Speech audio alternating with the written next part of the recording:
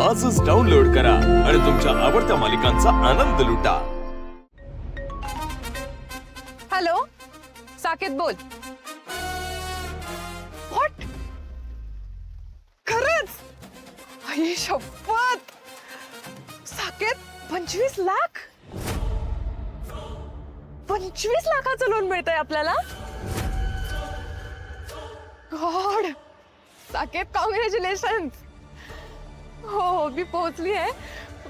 तुला मी निवांत होऊन कॉल करते। हा, चालेल चालेल। Yes, best best.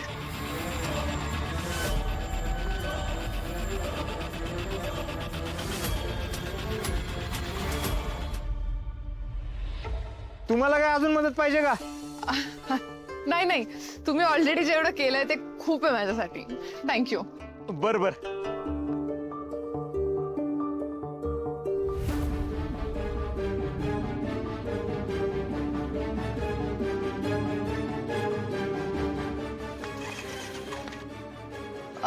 गोपाळजी, ते जरा कुलूप उघडत नाहीये, तुम्ही एकदा प्लीज बघता का? बघा लागली का नाही मदत? तीच म्हणत होतो मी, मदत पाहिजे का तुम्हाला? बघू। ते खूप जुनं झालंय ना, ते गंजळे वाटतं जरा आता। जाम झालंय ना फारच।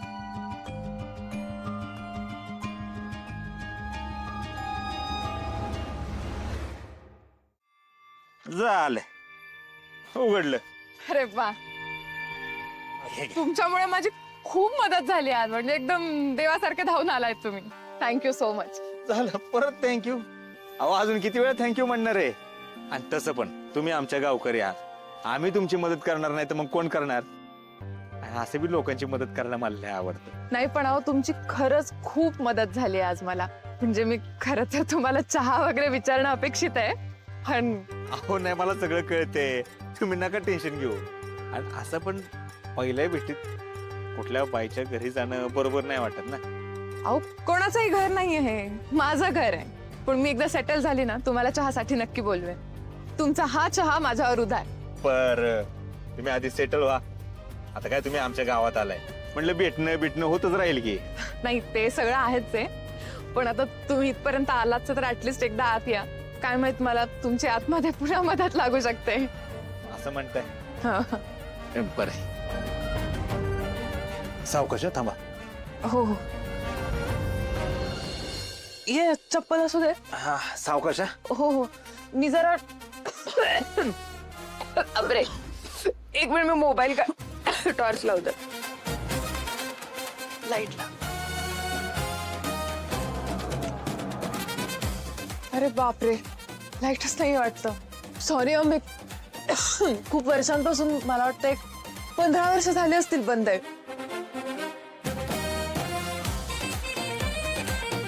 बापरे, मला एकदम माझे बालपणीचे दिवस आठवले। हो, तुम्हाला माहितीये, आम्हाला शाळेला सुट्ट्या लागायच्या ना, तेव्हा आम्ही इथे यायचो। काय मस्ती करायचो माहितीये, मी माझे सगळे भावंड अशीच घरभर इथून, अहो इतकी मस्ती करायचो, अशी पळत सुटायचो इथून। आतमध्ये ना आमची एक चूल होती, असेल अजूनही, या ना तुम्हाला दाखवते। आई शपथ, हे बघा इथे चूल आहे। म्हटलं ना तुम्हाला, आजी इथे बसायची, अशीच भाकऱ्या थापत बसलेली असायची, आणि आम्ही सगळी मुलं अशी ना इथे बसून रांगेत जेवायचो। आहो, तुम्हाला सांगते, माझ्या आजही जिभेवर ना तिच्या हातच्या गरम गरम पिठल्याने भाकरीची चव रेंगाळते। इथे आले आणि सगळ्या आठवणी अशा अचानक जाग्या झाल्या। खरंच काय सुंदर दिवस होते ना ते। हे बघा, पहिलं आणि शेवटचं सांगून ठेवतो, दोनच दिवसात जर केसचा निकाल लावला नाही ना, घरी बसायला लागेल। हा, ठेव फोन।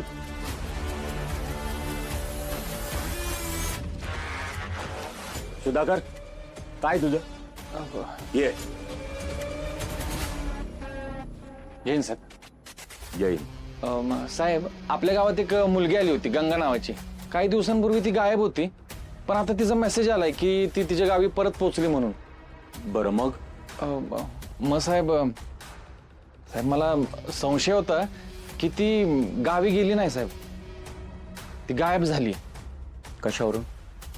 साहेब हे हे तिचं तिकीट आहे, वाराणसी ते पुणे.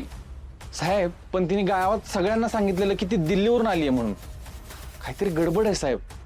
ती दिल्लीवरून नाही तर ती वाराणसीवरून आली होती इथं. हा आणि साहेब ती परत जाताना सामान पण घेऊन गेली नाही.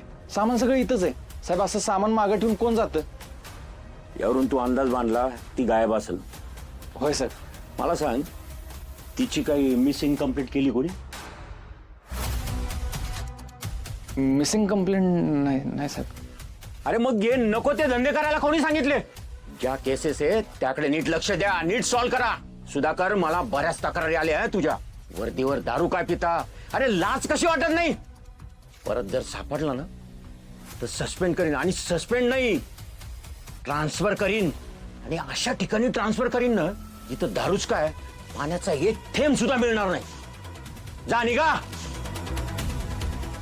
जैन साहेब. साहेब तिकीट. या.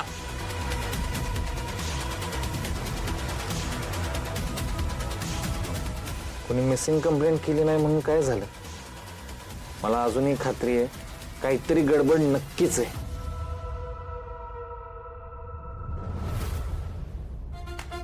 खरंच बालपण केवढं निरागस असतं ना.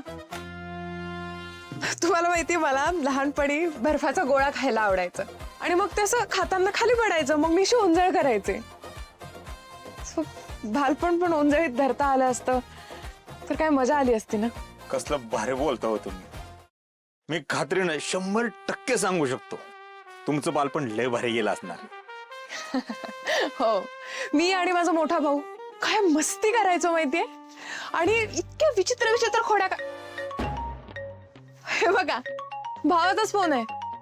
100 वर्ष आयुष्य आहे त्याला. एक मिनिट. हा हॅलो. हा बोल दादा. दादा, माझं मन नाही रमत मुंबईत, म्हणून आलीये मी इकडे.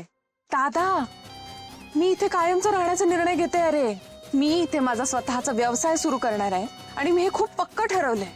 आणि काहीही झालं दादा तरी यात बदल नाही होणार आहे आता. आणि ठेवते मी फोन.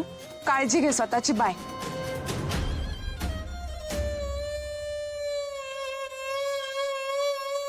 हे सगळं असं आहे. भाऊ माझा फार फार पॉझिटिव्ह आहे हो माझ्या बाबतीत. खरं तर त्याने खूप केलंय माझ्यासाठी, पण मी त्याच्या पंखांखाली किती दिवस राहू ना. आणि मला नकोय ते. अहो, मला माझी स्वतःची ओळख तयार करायची, स्वतःच्या पायावर उभं राहायचंय. आणि तुम्हाला माहिती, कोणीतरी म्हणून गेलंय की तुम्ही तुमच्या मुळांशी जोडलेले असाल तरच तुम्ही स्वतःची ओळख तयार करू शकता. वा, ज्याने कुणी म्हणले एकदम 100% करेक्ट म्हणलेले. आणि स्वतःच्या पायावर उभं राहण्याची जी मजा आहे ना, ती दुसऱ्या कशातच नाही बघा. एक्झॅक्टली. मी काय म्हणतोय, लवकरात लवकर स्वतःच्या पायावर उभे राहा आणि अशी काहीतरी मोठी ओळख निर्माण करा. म्हणजे मी पण जगाला ओरडून सांगेन, आमच्या आधीपासून ओळख आहे. नक्कीच नक्कीच.